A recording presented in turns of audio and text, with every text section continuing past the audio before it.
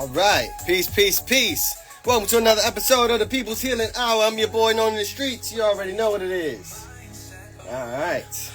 Okay.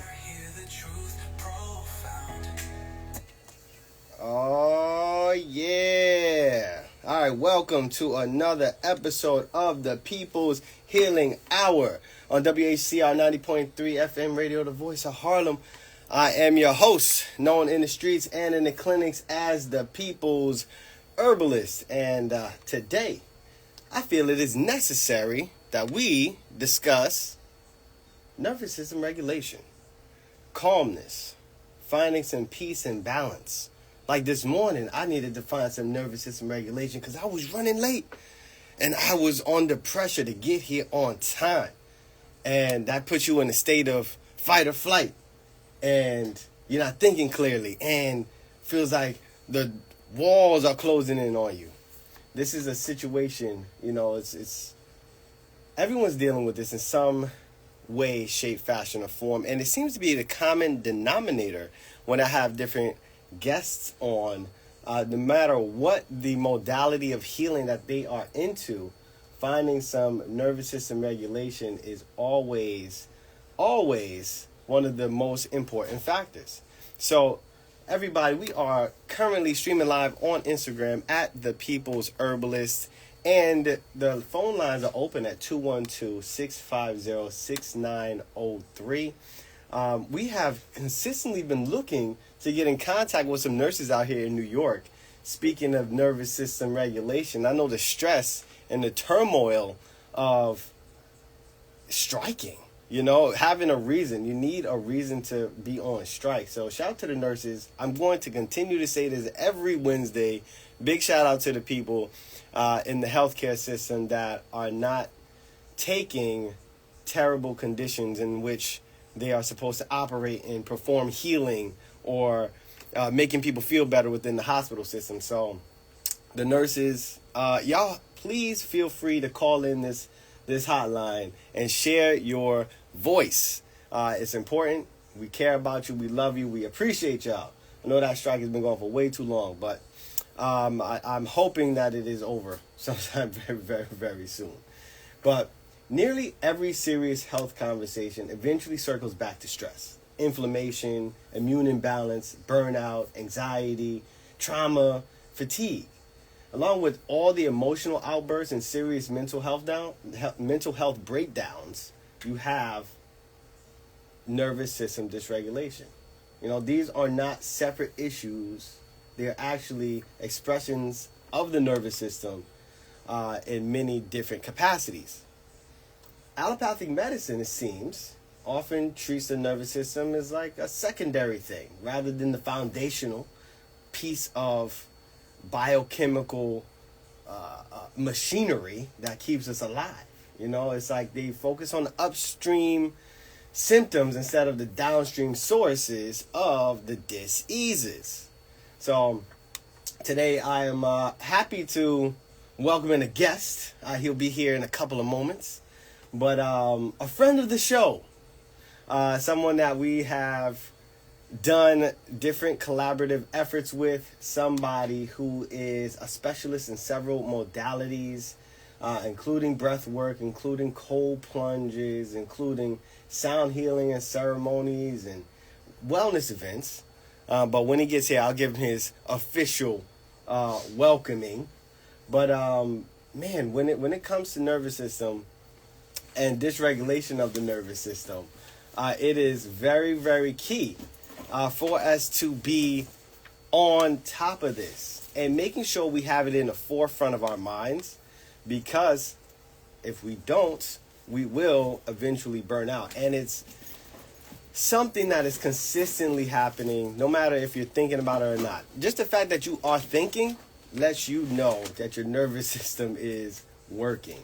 So how you're thinking, what you're thinking about, what you're viewing consistently, what are the traumas that are in your life. There's a lot of things that impact our nervous system.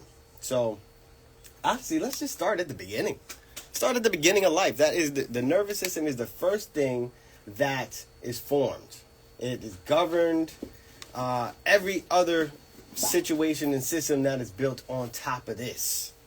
You got to look at it from the basics. You know, you're conceived, cells start to split and replicate, and nervous system is designed, created, manifested, architected. You know, this is the system that perceives threats, that understands your environment, that takes in all of the signals, right? This is the safety and production portion of your body, right? It signals hormone release, your digestion, the absorption of different things, the neurotransmitters, your entire life. If you boil it down, we are simply a suit of meat and fluid on top of nervous system, which is like your electrical wiring. And you know, I feel it's so essential for you to take this into consideration. Realize that your nervous system is there, and you have to take care of it because it is constantly taking care of you, even if you are not cognizant. So, you know, shout out to your nervous system. And also, shout out to my guest who has just arrived, popped up in the building. All right. Yeah. So, this is my boy, Omar, from Omziel Healing Sanctuary. Welcome back to the show, Omar. Oh my God, it's such an honor to be here. Super excited. I got the parking and I'm running and I'm like, hey, wait a minute, my adrenaline is coming up, and now I'm like, hey, that's what we're talking about. So I started regulating it as I started coming over. Beautiful. You know what? And I can tell. I've been late to the radio show a time or two, and I come in here running and speeding, out of breath. You came in here calm as a cucumber. That is right, perfect case and point for this conversation today about nervous system dysregulation. So we here on WACR 90.3 FM radio, the voice of Harlem, discussing how to regulate your nervous system. So Omar, I gave you a little intro, talked a little bit about the cold plunging. I talked a little bit about the breath work. But what do you see as one of the best modalities in order to regulate somebody's nervous system for the average person? Well, let me tell you, that's wonderful, because let me just say that we are usually in a state of fight or flight. That's because of the society that we live in. They push us in these conditions where we have to respond to these high stress level situations. But you know, I had a teacher, a guru, tell me, if I gave you an empty jar and said, go fill it up with stress and come back, it would come back empty. Why? Because stress really does not exist. And some people may argue and say, hey, no, you kidding me? I got the kids and the job and the bills and the... You see, we're all creating that, first of all. Second of all, there are ways that you can regulate that. We need to understand that our autonomic nervous system comprises of two parts. It's the sympathetic and the parasympathetic. The sympathetic is the one when you cross the street, your eyes dilate, your muscles tense up, and you get out of the way of a car that's coming fast. It's our safety protocol, right? It's the safety software that has been placed inside of us. Right. But we also have the parasympathetic too, and we call that the feed and breathe. That's where we like to meditate and make love and eat good food and relax, right? Yeah. So when we are in these stressful environments, we're responding to these things, and there's chemicals that are being released. You know, cortisol, epinephrine, norepinephrine, adrenaline, those type of things, right? So they call it the autonomic nervous system because it's automatically working. You don't have to think about digesting food and breathing. It's automatic, right? Right. So it's like a seesaw. Or rather, like when you drive, you can't give it a gas and brake at the same time. The body would choose one or the other. So you can't change that, but we can highly influence this here. How do we do this? And this is what you're asking me. Deep breaths. Whenever you're in a stressful environment, breathe deep down to your belly now, because usually when you tell someone to take a deep breath, they raise their shoulders. You know, it's like breathe your chest and your belly. You have organs down there. You know. Now, when you're in a stressful situation, where do we normally feel it? We feel it in the body, in the brain, but usually it's in our gut, in our stomach. That's why we need to release the tension there and breathe deep, right? That's they call that the fire in your belly, right? Or the dantian in Asia. It's located between your navel and your private parts, right there. Mm. That's where your gut is. You know, so breathing deep is one of them. Yawning also. Let's say you're like, I'm tense, I don't feel like yawning. Just make believe like you're yawning, and you see that you will yawn, and that's the natural response, telling the body, relax, calm down. There's no threat here. That's a good point. I never thought about that. Under high stress situations, nobody actually yawns. Right. Yeah, right. So if you can prime yourself to create a yawn, or just start talking. Anytime you talk or see somebody yawning, it makes you want to yawn too. Yes. I feel like that's contagious. one of those sympathetic resonance type things where you see somebody in a peaceful state, and it just kind of makes you get into that as well, right? That's a great point. Y'all take that one. Start yawning on purpose. Yeah. There's another one too where you can stretch your body, right? Because usually when we're tense, how do we look physically too?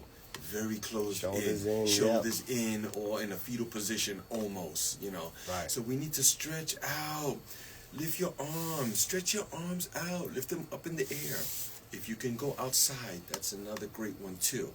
Because this is called an adrenaline dump, right? High performance athletes or performers, if you study them, what do? They go for a run, or they do some push-ups, or they go outside and they scream, or they take these heavy breaths.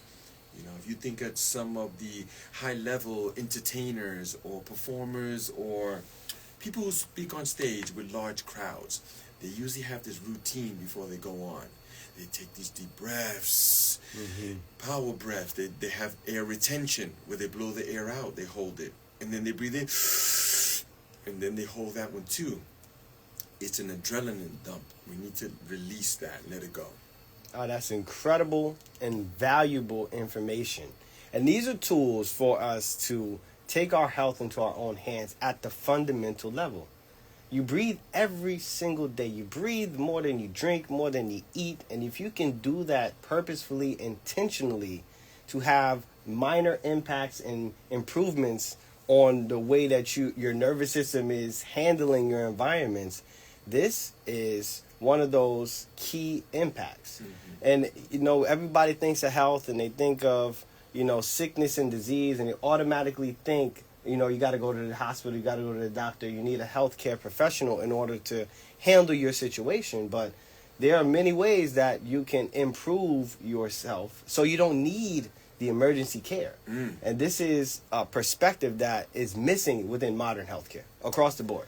You know, they look at our bodies, there's biochemical activity, and then there's surgical procedures, and that's pretty much it. Everything else is not in their their realm of practice. So that's on us. It's on us as individuals, and then it's also on us as in you, me, and all the other wellness professionals out here to take charge and really educate people on what we can do and what they can do in order to help balance the nervous system. You know, Danny, that's a great point. And usually when you do go to the doctor, right, they never tell you to breathe or what's wrong, what is it that you're stressing about. No, I mean, I went to the doctor not so long ago.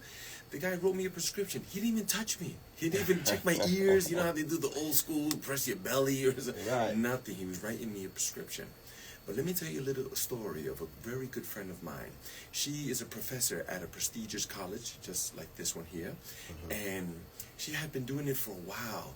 And she wanted the kids to like her, the students to like her, and also the faculty, right? So this is a high-pressured situation. there's money on the table, there's career, all of these things, because we're making these things up actually in our head. Right. So she wanted to find out, like, why am I always so stressed? So she said, you know what? I'm going to sit down and write down what's going on here. And she wrote down, what am I stressed about? She said, I want the kids to like me. And she's like, wait a minute, but you know, I had a student give me an apple the other day, you know, which is like the classic thing you give a teacher, and they always writing her little notes, you know, how much they like her and appreciate her. So she was like, wait a minute, I'm being stressed over this thing. Is there any threat here? Or is there any perceived threat? You see, that's the difference. There is no threat. So when you look back at the history of humans, we have come through some hard times, right? I usually call humans the cockroaches of the planet. You see, because we're like super resilient. Like you cannot kill the human spirit. You cannot get rid of humans so quickly. Maybe there was floods, but we're still here. We're resilient. Good. Exactly. So when they came to food, right, we either had to go, you know, harvest the food and bring it in, or hunt. And whatever we were hunting was hunting us too, right? You see? So these are stressful environments. We had to wait until the food was ripe, or we had to make sure that we catch that animal and things of that nature, right? But now that we live in this society where you go to the supermarket, everything's there. Food, meat, dairy, anything. But yet we still are stressed in this environment. It's like we're attuned to finding things to be stressed about, creating things. Yeah. If there's no physical true threat, as you know, a Siberian tiger or you know, a bear in the woods, now we're creating the threats and the stressful environments. Like coming into the radio station today, I was like, oh my goodness, I'm going to be late. If I'm late, then they're going to kick me off the radio. Then I'll never be able to connect with the people again. And there's all these scenarios that are just untrue. That created, right. And people look at stress as it's a noun. Like it's something that you have, like you own. No, you don't. No. You don't own that. No. It's not yours. Right. You create it, but it passes by. It's a verb. It's an experience. Right. It's not a thing. Like you said, you can't put it in a jar. Exactly. You can't bring it and collect it and give it to somebody else. That's their experience of it. So look at the what I want to say is the normal life of someone. You get up, either you're 3 minutes away from your job, which is at the laptop, right? Or you're commuting to a place and stuff like that, right? There's all of these pressures that are coming on. They want you to perform a certain way because they want to reward you with money that you take and you give it to somebody else, which is just crazy, right? You see? So we're put inside of these environments when we can deal with them much better. You know, and how do we do that? We slow down, we breathe, meditate is something that is super powerful. I mean, it's been recorded over 5,000 years. Anything that has been lasting that long for humans, we should be paying attention to it. So here you are at the stressful environment. You have all these chemicals in your body, you're tense and everything, right? And then you go home. And you go, oh, let me relax. And you sit in front of the TV and you binge watch Netflix. You see? Now, relaxing at a minimum, that's okay. That's fine. But all that tension is still stored into your body. You still have to release that. What is it that you're doing? You need to do something. Breath work. Take a walk. People discount walking. They haven't been to the malls and seen them senior citizens walking in the mall. They be living forever, yeah. Because walking activates the body. It releases all that stress. You can't just go home and say, oh, let me just relax, eat a piece of cake, you know, and go to sleep, smoke a cigarette, and let me wake up in the morning and do it all over again. We need to actively do some of these things to release that tension. I love that. I love that. Because it's true. People think that, oh, I'm stressed out, I'm going to go cool my jets. And you sit on the couch. And that's not releasing any of the stress. The stress gets pent up in your body through your fascia system, obviously through your nervous system, that full connection. And you think that you're de-stressing by entertaining yourself or distracting yourself from the causes or the general triggers of stress, which we're going to get into in a second, the triggers, but you're not releasing it. And if it's not being released, it's being stored, it's building up, then you are setting the table, you are creating the recipe for certain things to break down and for diseases to arise. Yeah, I love that. I do want to say that the environment that we're in, I'm sure there's people out there and they go, I'm all right, man. And things come up and I'm just dealing with life and stuff like that. What's happening are these micro stressors. That's what's happening. So you got a nice job and you're pretty cushiony. You do the work. You go by the water cooler and you talk about what you saw on Netflix and these that. So you got it. All right. It's no big thing. I go to work. I come home. But there's these tiny minor stresses where pressure comes in from these little sections, and then they start building. You see, and then it starts accumulating. And if you know anything about compound effect, right? Just look at the banks. That's why they charge you like 3 cents or 5 a nickel, because it's a small compound. And then after a while, you're loaded with stress. Dis-ease sets in. All kinds of things go wrong. Relationships, finances. Right, man. You know what? We're going to go into some of those different build-up materials and ideas and minor, minimal stressors that really impact our health in 1 second.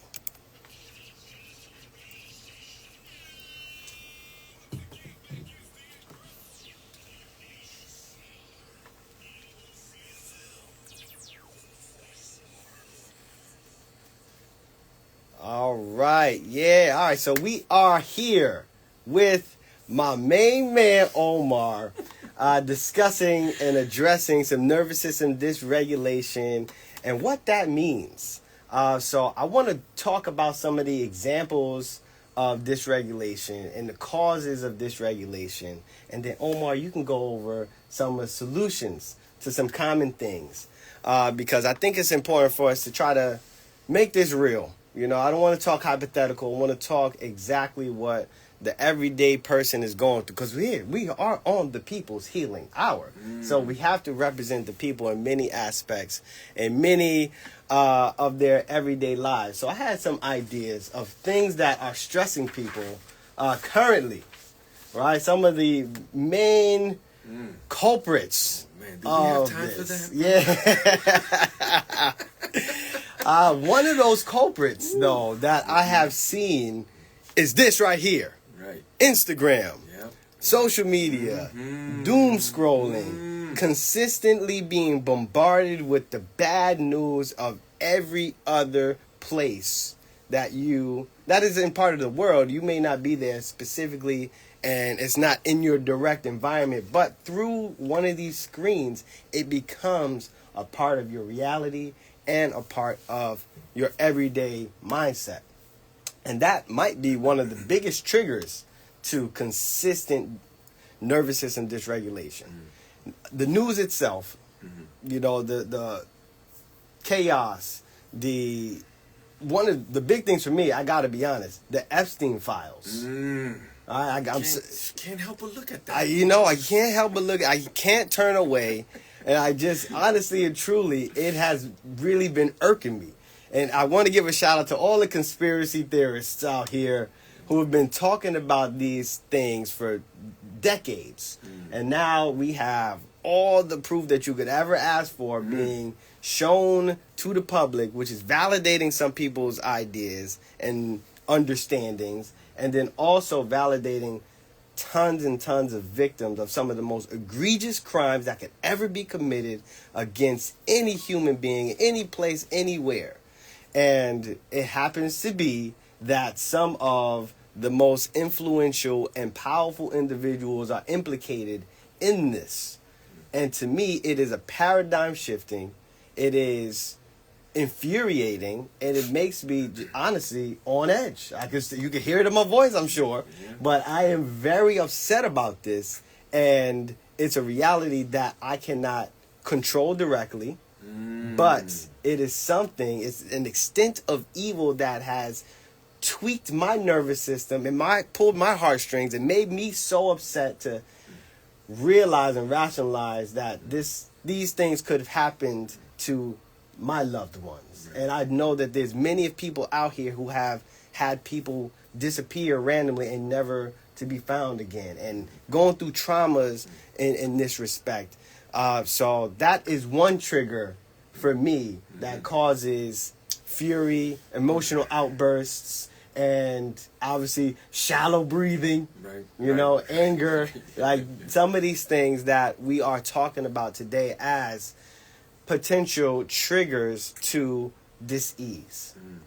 Right? So I had to, highlight that one because there's an emotional aspect. There's an energetic aspect that can build on us over time, which contributes to not good health outcomes overall. And then you consider the other things within our environment: water, air, the ground, and the food, right? And then you add in the emotional triggers. That is, we have a breeding ground for some very unfortunate health outcomes if we are not consistently taking our nervous system health very, very serious. Right. I did want to say the cell phone, it could be your friend and it could be your enemy. Right. So one quick suggestion, I don't want to say advice, but some suggestion that I like to make is that you can walk around with a small pad.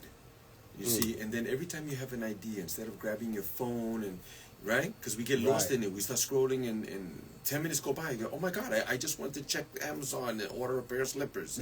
And meanwhile, I'm scrolling. So you write it down, and then you schedule your time to touch your phone, like at 6 p.m. or 7, and then you go back.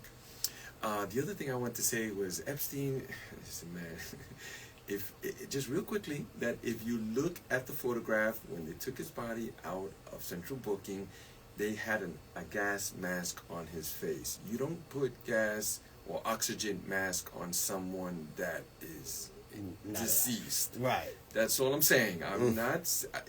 And here's another one. How do you know that George Washington was the first president? Because they told you. Did you ever meet George Washington? No. Did you ever meet Epstein? No. Did we ever meet Trump? There's all of these things that are going on in the world that you really, really don't know. You don't know. Okay, yes, we kind of know, but we don't really know. See? That's first. The second thing is you can't do anything about that. So we should ask ourselves, can I do anything about the flat earth? Is it 13 months or 14-month calendar? We spoke about that on the last show. Right. What does it really matter? You need to start regulating your own world, like you were alluding to earlier about this environment that we're in. If you don't take control of what's happening around here, you are at the mercy of these corporations. They'll have you eating all kinds of things, drinking, smoking things, like all kinds of stuff. We have to take command of our temple. That is a key. Being an intentional participant in your wellness, focusing on you and what you can do internally. Yeah, let me say real quickly, too, that I was talking to my mom the other day, and she was like, would you believe what Trump is doing? I can't believe that he's doing this. Mom, take it easy. No, but he's ruining the country and all of that. I was like, Mom, hold on. You survived the Nixon administration? Reaganomics? Bush, both of them? Obama?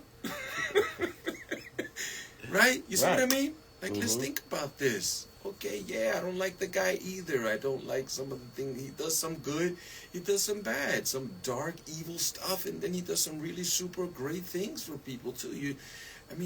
That's always going to happen. Always. We should focus on us. What makes us happy? Truly feeling joy, right? Because happiness can be fleeting, but pure joy, how can we tap into that? And then how are we responding to our relationships, our children, our loved ones, our parents, and those things? That's what we should be focusing on. Finding peace. Finding peace in a time of chaos. And it's not as difficult as it seems. you just turn off the extra noise. You come to a place of quiet. You've come to a place of peace. You breathe. You ignore everything. You go in nature. It's been very cold and very snowy and icy. So I haven't been out in the woods like I normally am. I do go and walk in the snow. For me, it's just not the same. It's not the same. You know, the woods The is woods, is different. You know, that's our natural environment. Right. We really should be there. Instead, we're here surrounded by concrete, cement, plastics, gasoline and chemicals and all of that nature. But if I can add that we do have a men's retreat that I have been trying to get you to come to. Yo, shout out to the men's retreat. When is we're gonna do some shout outs for events that are upcoming. Yes. But there's several different versions, several different events that we got to shout out. But the men's retreat in particular, I think is very, very critical. Having conversations with my friends, we're all going through one of those times that are simultaneous. We are in a stage where we have children, we have our careers. We're doing our best to manage both of those things efficiently. And I say manage children, that is one of the toughest jobs that could ever happen and be given. One of the tasks that could ever be given. But doing this in a way that, is the best, quote unquote, right? Doing it to the best of your ability. There's no such thing as perfection. Right. But, the struggles of inner conversation on, am I doing this right? Right? And I know I'm not alone in this. So having the ability to connect with other men and retreat and be out, take a break. In nature. And go in nature and have these conversations openly with no shame, I know is something very, very important. I've heard great things about the men's retreat, and I have not gotten there yet, but I will be going. When is the next one, by the way? The next one is on February 20, 21, and 22nd, which is very close, and they're almost full. We have a few spots left. There's only a few men, and it's a small circle purposely because deep work needs space. You can't have like 30 guys in a room and thinking that you're going to have solve some problems or stuff like that. So, yeah, it's deep work. Again, like humanity, we're hunter-gatherers, right? The men hunt and the women gathered the herbs and the seeds and things like that. But when men were out hunting, you couldn't speak. Why? Because the thing that you're hunting is hunting you too. So you have to be quiet. So there was no communication going on in the field hunting. But when they came back to the village, they did sit around the fire. And you sat with the elders, and they spoke to you and gave you that good counsel, because they had more experience and they had more knowledge and wisdom, right? Right? Knowledge is knowing that tomato is a fruit, but wisdom is knowing that you don't put tomatoes in a fruit salad. Right. Yes. Gaining wisdom by osmosis, sitting around together. There's knowledge that's being shared, and sometimes it's nonverbal. And I think that's one of those key pieces that I always gather when I go out camping or I'm around others that I respect and know to have a lot more experience in different modalities. I watch their movements. I see how they move. That is one of the greatest teachers. So be careful and be wary. Everybody's watching you in some way, shape, fashion, or form, even if they don't say anything. So how you move is a phenomenal teacher. Yeah. May teach somebody something good about you. May teach somebody something not so great about you.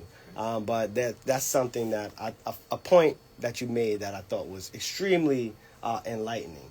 And going back to our olden days and how humans used to be and how our bodies used to be regulated within nature based on us consistently being a part of nature. Now we're a little bit disconnected by design. That's right. But, it doesn't have to be that way. You can choose not to participate in that disconnect from nature and reconnect back into it.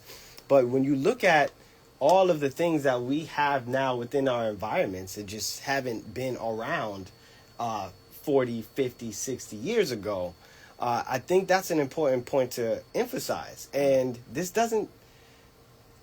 it's not considered enough within healthcare that I've seen. And that goes to the simple things. You know, they say we talk about triggers, but there's always a culmination of things. You know, then there's a straw that breaks that camel's back, but that camel was carrying a bunch of stuff that, you know, we need to talk about, right? And some of those things that are silent but omnipresent at this point, Bluetooth, Wi-Fi, you know, the heavy increase of these broadband radio waves. Yes. And radio waves by themselves are not harmful for individuals on a physiological level, but when you crank it up times a million, Right. and now we're consistently living in the sea of all of these different types of radio waves and different frequencies, that has an impact on our biofield. It does. You know, when we look at basic physics, electricity runs through something and creates a magnetic field. Electricity is running through your nervous system all the time, and you have a biofield, an electrical field around you. So to think that, you know, all of these new radio waves has no impact, I think is naive at best. Right. We are bioelectric, and there are studies that come out of some of these prestigious colleges that there's solid proof that having these high radio waves on humans, we get ill. And there's even scientific proof that some sicknesses that have come out, I don't want to say no names. This is a safe space. Okay, is it a safe space? You sure? Is this a clean line? Yeah. You know, have been contributing to this, if not causing these sicknesses, because humans shouldn't be around these high frequencies. And there's the phone, also the Bluetooth. I always use wired earphones. You know, when I sleep at night, I put my phone on airplane mode. You know, if I want to hear something on my phone, or I leave it in the other room. You know, the bedroom is a sacred place. It shouldn't be bombarded with all of these things. And they do contribute to our nervous system. They do. Absolutely. And some simple remedies that can be impactful, having crystals and organite around your person, around your room, around your home. Organite is one of those very interesting created substances, taking a whole bunch of pieces of nature, from inorganic materials to crystals to metals, and condensing them down in resin. And that creates this small piezoelectric field that can impact and transmute some of the more negative frequencies around you into more positive, which is a very interesting field of study by itself.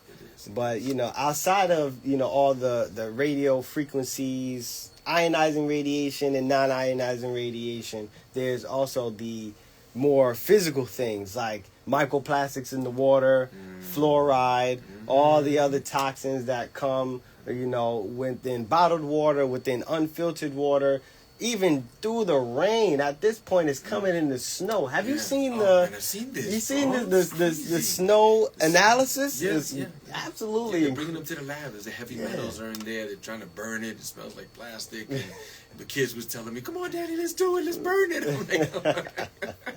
I'm like, look, don't put it in your mouth. That's what you got to know, though. And it's crazy. So you got the snow that's a culmination of what's happening in the air. Now the air quality is tainted. We have so much. We'll talk about chemtrails in a second. But outside of the chemtrails, there's just simply more traffic in the air from people riding in planes. Not the planes that are purposefully seeding the air with these extremely toxic metal, but just the exhaust of burning jet fuel consistently over our entire planet. And the cars. The cars too. Right. Man, there's no parking on the street. Everybody's buying 2 and 3 cars. Come on, when does it end? Yeah, it's crazy, yo. Right. And we have all these things that we're dealing with at this point that our ancient forefathers never really had to deal with. You know, volcanic ash. That was about the extent of it, right? Yeah. But now we got ash coming from cars, ash coming from houses, ash coming from industries, ash coming from the planes, all that. It's so much more. Then you got the ground. The ground is now heavily polluted with the herbicides, the Roundups, the glyphosates, all of these Horrible. pesticides and forever chemicals that have been put into the ground, connecting, thank God we have this beautiful thing, the mycelial network, and different mushrooms that are coming to the aid of humans and our environments in many aspects. Yes. But it is absolutely incredible to think about how much more we're dealing with stress-wise, minor stress-wise, versus our ancient forefathers. And then all of these things built up on top of the air that you breathe, the water that you drink, the foods that you eat, even if it's high quality, then you got these triggers. And it starts to break things down. Yep. And you got emotional breakdowns. You got physical diseases occurring. You got epigenetic changes, which is driving cancers and all kinds of rapid deterioration in health. It is quite a difficult time to find balance and health, which is why you got to go out there and be intentional. Exactly. You have to take the steering wheel back, right? We're the driver. These outside forces shouldn't be pushing us in these areas fully. Okay, there are stresses and we have to respond. Because if not, you get a piece of land and you try to grow your own food, but we live here in the urban cities here. They're pushing us into these places and we're working and we're trying to do our best. But there's all of these triggers that are happening all around us. Road rage, you don't see these things going on. People are not nice. Yep. I mean, we live in New York City. We don't live in Chicken Lips, Arkansas. Over here, right? When you go to the store, they're not even nice to you, man. Why? Because they don't have to be. That's why, bro. You see, excuse me, next, somebody behind is online too. But you notice once you get outside of these cities, people are real nice. Oh, y'all come back again. And you hear me? And you're like, you talking to me? I grew up in South Carolina. I remember the pace of life. I remember everything was yes, ma'am, yes, sir. Hey, baby, how you doing today? Yep. Like the pace of life was a little slower, but the courtesy and the generosity and the people looking at individuals like individuals. And not just, ignoring them as a blank canvas of a number that needs to shuffle by them. It is definitely a different pace of life, different thing. So WHCR Radio, 90.3 FM, the voice of Harlem. Man, we talking here with my man Omar for Omziel Healing Sanctuary. I always got to throw that in. Well, let me just say that at the Omziel Healing Sanctuary, one of our staples seems to be the breath work with an ice plunge, like you had mentioned early in the program. Yes. The breath work. Danny, I believe that everyone should have a breath work practice. Everyone, bro. 5 minutes, 10, 15, if you're feeling hot and sexy. I mean, get into it, I mean, it pays dividends, bro. So one of the breathing techniques, we do many. One of them are the power breaths, where we're breathing in deeply and blowing off. So what that does is it helps to oxygenize the cells in your body. You're pushing in oxygen and you're blowing off all the carbon. And then we do air retention. After a few rounds of these deep breathings, then we hold our breath with the air out for about 30 seconds to a minute, and then we breathe in and we hold that one for about the same, and then release. You'll notice that your blood is more alkaline. You see, it calms the monkey mind, the frontal lobe of your brain, which is a new part of the brain in the evolution of humans. The deeper parts are the reptilian brain, where the fight or flight is. How do we get in there, Danny? The breath work, that's how we do it. So I encourage people. You look on YouTube, there's a lot of free stuff out there, man. Come on. Yeah, breathwork exercises are really impactful. And the first time that I had a truly eye-opening, and it was almost pretty scary. I'm not gonna lie, it was a pretty scary experience.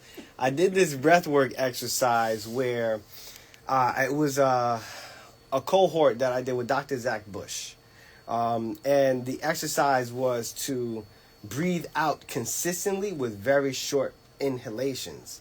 So the goal was to build up carbon dioxide, which it's a stressor, but it has positive impacts if you do it strategically and for a short amount of time. So the method was to just breathe out consistently for 15 minutes. And after about 12 minutes, I felt my body like curl up, and my hands was like T-Rex arms, and I'm like, what is going on? And thank God they told me that was a normal, reaction to this type of, intense breath work. I can't remember the official name of that, but yeah, some people do attribute it to having like emotional, stagnant energy in your body, and it manifests in that way. Right. And then afterwards, when I started to breathe in regularly again, I could feel just like this release. Yes. And this ting. It was a very similar feeling than getting out of a cold plunge. You know, that just is a radiation type of feeling. Right. That's what I had after that. Let me ask you a question. How did you feel afterwards? Afterwards, I felt like alive. I felt very like, oh man. I went through death and came back, and it was like I experienced the lowest of lows, and I'm just so excited and enamored with life again. This is it. This is the gospel. The good news that we're preaching to people is that you can put yourself purposely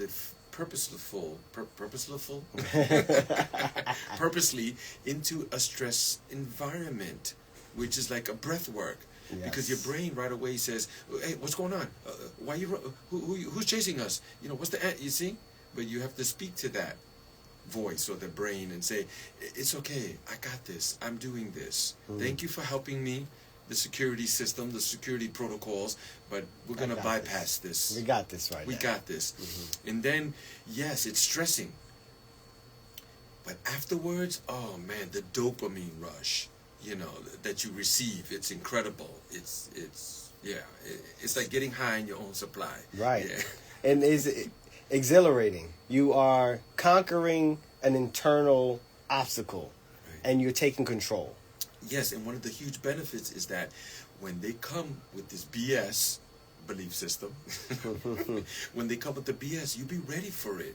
You get to your job, and then the boss says, "I need to have this by 3 o'clock." You be like, "Man, I got you, bro. Yeah, it's done. 12 o'clock. What else you got, bro?" Yeah. So, you know what? I can't believe it's almost been an hour already. So we got to jump into the events, the upcoming things. All right. Before we go into the Healing Sanctuary, I got to give a shout out to Nicholas BK, Monique over at Nicholas BK. I know she has been an instrumental piece for myself. I'm sure for you as well. Talk a little bit about Nicholas BK. I left the posting there on the socials, right? Because social media is it's a double-edged sword. Like you get to speak to people, countless people that you would have never been able to communicate with. But you got to watch it too, because it's a slippery slope. You end up there doom scrolling. You don't want to do that. Right. But Nicholas Brooklyn, man, before I met them, I was speaking to another brother. I said, "Yeah, there's this place in Brooklyn." They were like, "Man, I've been going to Nicholas. I know them from uptown, 14th Street, Union Square, where they had started." And then they ended up in Brooklyn. But the level of activity that they have there, the classes, the workshops, some of the people that show up there, Danny, do you see them? Some of those guys are my heroes, bro. Incredible. Scholars, man. You couldn't touch none of those guys. You can't tell because they know they've done the homework. And they're showing up there, giving these workshops, not to mention all of the other herbals and tonics and things there that are helping people and treat people, as opposed to treating the symptoms or treating them like a dollar sign. Right. It's truly a hub for holistic health in many instances. So we got to give a big shout out. I know Nicholas BK is increased competition around there, and I know that they're going through some renovations, and they need our support. So go holla at Monique and Nicholas BK. On the 22nd, though, they have a purely holistic soul expo. Was there last year. We was there last year. We did. We did that last year. So y'all can pull up over there if y'all in the city area, and y'all can make it over to Brooklyn.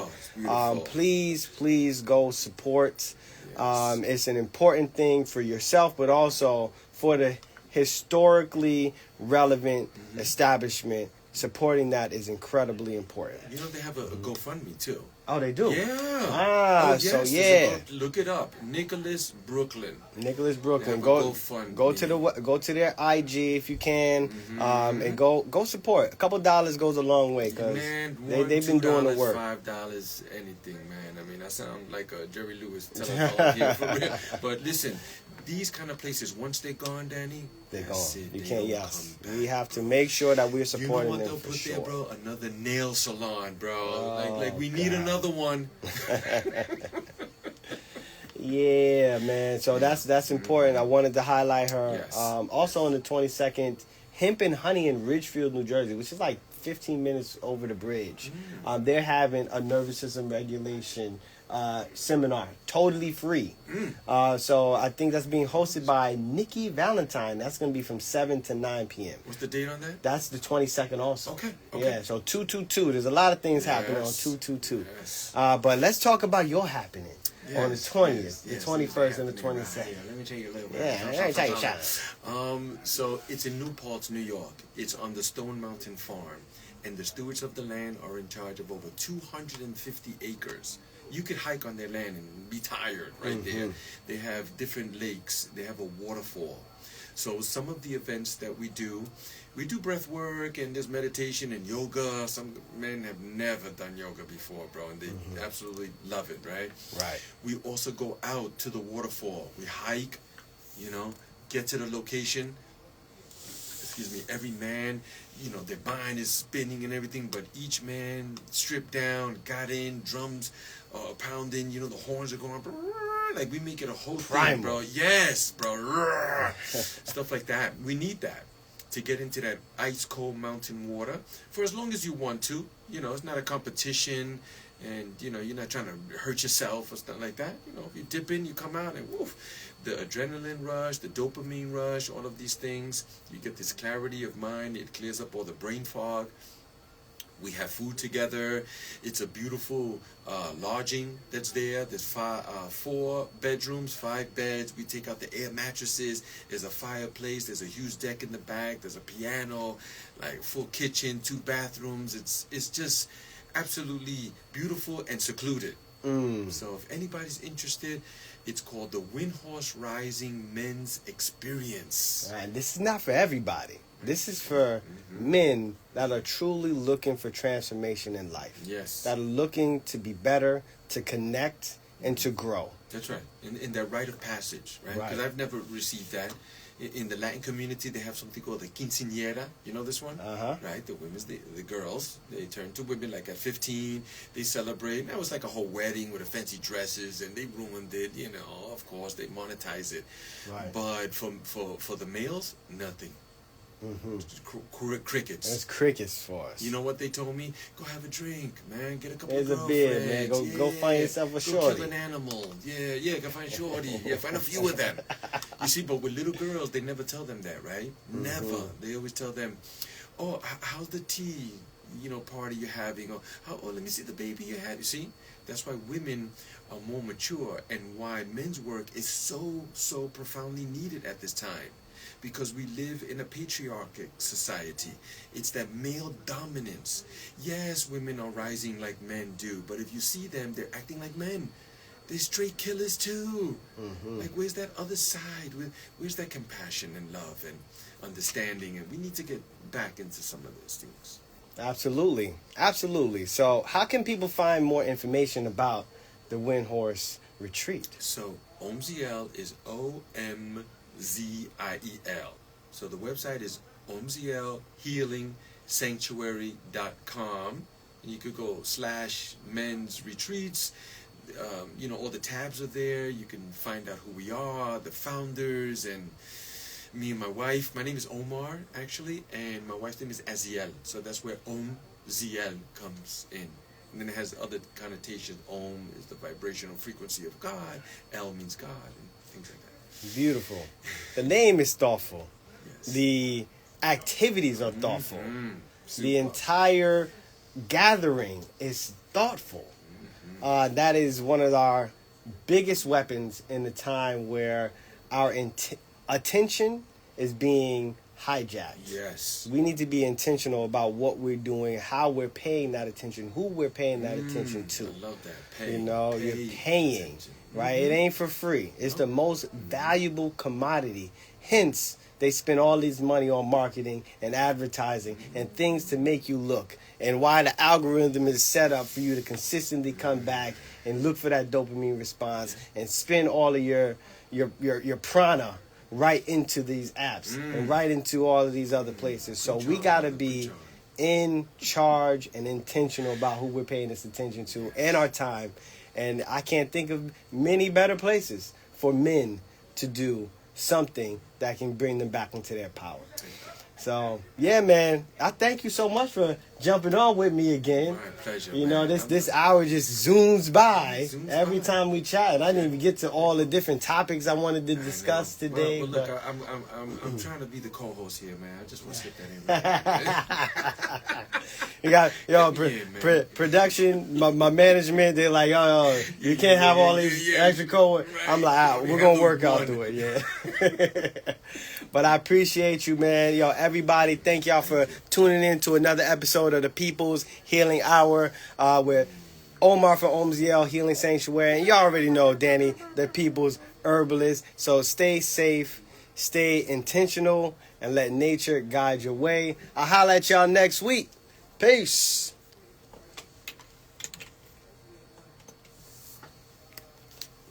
Alrighty. Peace. There we go. 5, 4, 3, 2, 1. Give me some music. Give me some music. I turned everything off. Oh, Lord, I'm about to get fired. There we go. Yo, I appreciate y'all for tapping in with us. Lo, what up, bro? 28th, man. We going axe throwing. Turtle 10, my man. What's going on? Yeah, we here. Let's go. Another Omziel's episode in the house. Yeah, in the books. I appreciate y'all. Next week we'll be on same time, same place here on the People's Healing Hour at WHCR 90.3 FM radio. Oh man, holla at y'all later, man. We out of here. Peace.